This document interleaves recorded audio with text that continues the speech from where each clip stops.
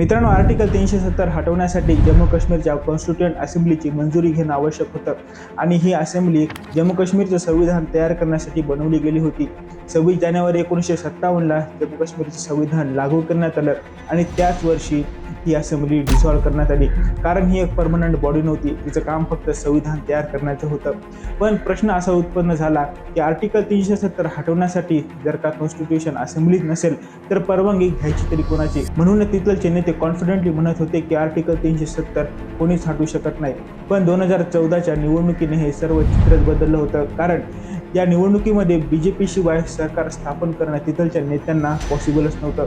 त्यामुळेच PDP आणि BJP हे सरकार स्थापन करतात. पण 19 जून 2018ला BJP अचानकपणे त्यांचा पाठिंबा काढून घेते आणि तिथलची सरकार कोसळते.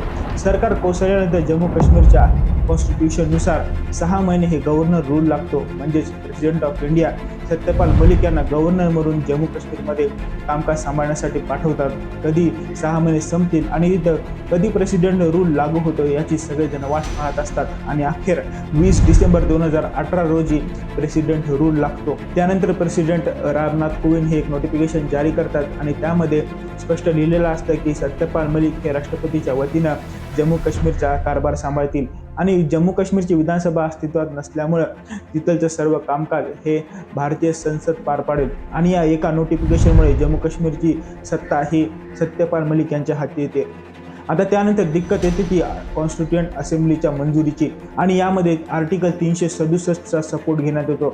आर्टिकल 367 हा एक इंटरप्रिटेशन आर्टिकल आहे. म्हणजे या आर्टिकलमध्ये संविधानातल्या शब्दांचा अर्थ कसा लावायचा, संविधान कसं वाचायचं हे सगळं काही दिलं गेलेलं आहे. आणि यामध्ये 5 ऑगस्ट 2019ला राष्ट्रपती हे एक नोटिफिकेशन जारी करतात आणि त्या नोटिफिकेशनमध्ये जर तुम्ही बघितलं तर पहिल्यांदा 367मध्ये कॉन्स्टिट्यूएंट असेंब्ली जिथं लिहिलं गेलं आहे त्याऐवजी आता लेजिस्लेटिव्ह असेंब्ली वाचण्यात यावं असं त्यांनी सांगितलं गेले. आणि या एका बदलामुळे कॉन्स्टिट्यूएंट असेंब्लीची इम्पॉर्टन्स खतम झाली आणि इंडियन कॉन्स्टिट्यूशननुसार जिथं प्रेसिडेंट रूल लागतो तिथलची लेजिस्लेटिव्ह असेंब्लीची भूमिका ही इंडियन पार्लमेंट पार करत असते आणि तिथलच्या राज्य सरकारची भूमिका ही गव्हर्नर पार पडत असतात.